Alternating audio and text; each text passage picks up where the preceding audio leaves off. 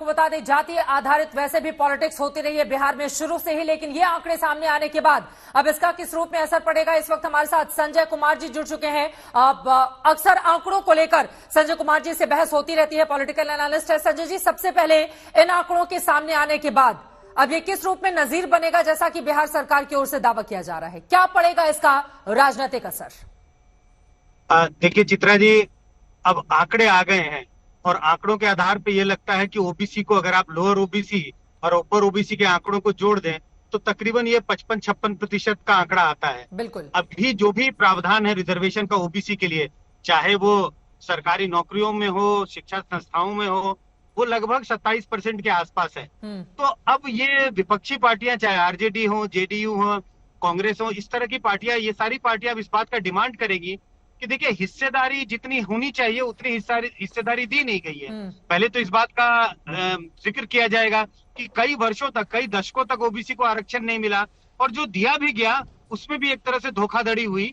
इस बात को लेकर प्रचार किया जाएगा। पॉपुलेशन में शेयर है 55% और आरक्षण दिया गया 27%। तो यही इसी बात को लेके मुझे लग रहा है लालू प्रसाद यादव कह रहे हैं कि अब एक जंजीर बनेगी और इसको लेके देश भर में प्रचार किया जाएगा। और यकीनन हम देख भी पा रहे हैं विपक्षी इंडिया की ओर से भी बार बार राहुल गांधी भी जगह जगह गिना रहे हैं कि अगर सरकार आई तो जातिगत जनगणना की जाएगी। तो आप ये कह रहे हैं कि अब इसका दूर तलक असर पड़ेगा। तो यहां पर बिहार की सरकार कैसे आगे बढ़ेगी, क्योंकि बार बार उसकी ओर से गिनाया जा रहा है कि किन जातियों को सरकारी फायदा मिला, किन को नहीं फायदा मिला, इसका भी पूरा हम पता लगाएंगे और जो कमजोर हैं उनको आगे बढ़ाएंगे। क्या इसके जरिए अब उसको संभव करने की कोशिश की जाएगी?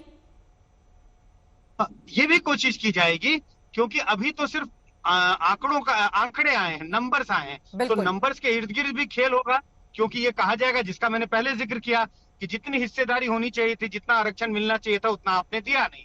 और दूसरा, जैसे ही उनके आर्थिक स्थिति का विवरण आएगा और उसमें अगर ये दिखाई पड़ेगा कि ओबीसी की जाति के जो लोग हैं वो अभी भी काफी पिछड़े हैं आर्थिक दृष्टिकोण से अगर अपर कास्ट के मुकाबले, तो इसके इर्द गिर्द भी राजनीति होगी और ये कहा जाएगा कि आप 3 दशकों के रिजर्वेशन के बाद भी देखिए आज स्थिति उनकी खराब है। तो दोनों कह सकते हैं दुधारी तलवार है और अब सवाल ये कि एक हथियार मिल गया है विपक्षी पार्टियों को। अब उसका वो किस तरह से कितना बखूबी इस्तेमाल करते हैं, ये सब इस पर निर्भर करता है चित्रा। बिल्कुल संजय कुमार जी, लेकिन एक और सवाल है, जब भी आपसे, चूंकि सीएसडीएस के जरिए लगातार आप भी तमाम सर्वे देश के सामने रखते रहे हैं, किन जातियों ने किस पार्टी को ज्यादा वोट किया, किसको कम वोट किया, वो भी हम देखते रहे हैं। जब भी चर्चा होती थी 14% यादव हैं, एक अनुमानता हम लोग इस बात का जिक्र करते थे। बड़ी आबादी ओबीसी ईबीसी वर्ग की है, इसका भी जिक्र आता था। 15% के आसपास ही जो अपर कास्ट है उसका भी जिक्र आता था और तकरीबन ये आंकड़े भी उसी रूप में सामने आए हैं। लेकिन आपका ये कहना है कि दरअसल इसके जरिए जो आरक्षण की पॉलिटिक्स है वो अब नए तरीके से आगे बढ़ेगी। बिल्कुल, किसी भी एक जाति के नंबर्स पे कोई आश्चर्य नहीं हो रहा है, क्योंकि लगभग उतने ही है जितना आकलन पहले किया जाता था।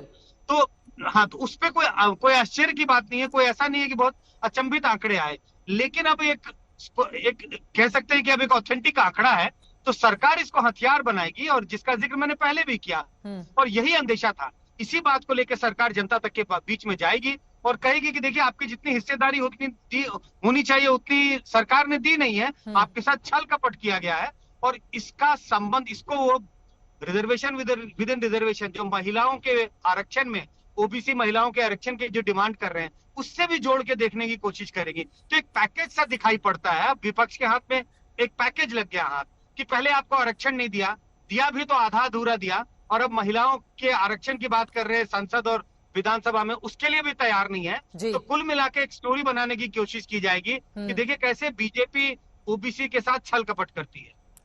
बीजेपी कैसे ओबीसी के साथ छल कपट करती है, इसका नैरेटिव सेट करने की कोशिश की जाएगी। तो दूसरी तरफ बीजेपी की ओर से सवाल पूछा जा रहा है कि 33 सालों से लालू यादव और नीतीश कुमार की वहां पर सरकार रही है, दोनों ही मुख्यमंत्री रहे या उनके परिवार से लोग रहे, तो ऐसे में गरीबों को आगे बढ़ाने के लिए किसने रोक कर रखा हुआ था?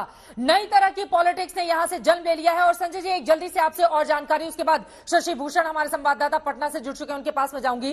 क्या जातीय जनगणना का आंकड़ा जारी करने वाला पहला राज्य बन चुका है हाल ही में अब बिहार, आज के आंकड़े जारी करने के साथ ही?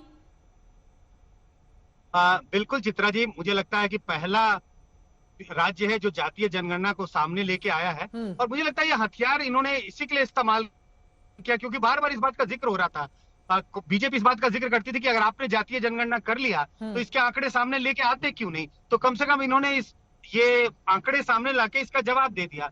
और मैं चित्रा जी बताना चाहूंगा दर्शकों को कि मैं आज बिहार में ही हूँ, मोतिहारी से पटना के सफर पे हूँ, और ये इस बात की जानकारी, इस बात का विश्लेषण मैं बिहार से ही कर रहा हूँ अभी।